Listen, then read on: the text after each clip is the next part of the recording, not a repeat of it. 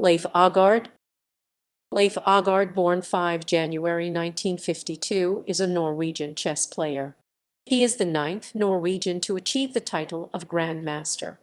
Øgaard has won the Norwegian Chess Championship 5 times in 1974, 1975, 1979, 1985, and 1993. He gained his IM title in 1974.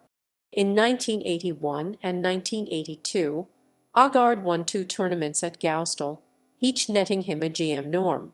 His third and final GM norm was won in the Norwegian Team Chess Championship in 2006-2007, making him the very first person to score 2 GM norms with a 25-year gap in between, as well as one of the oldest players to be awarded the Grandmaster title.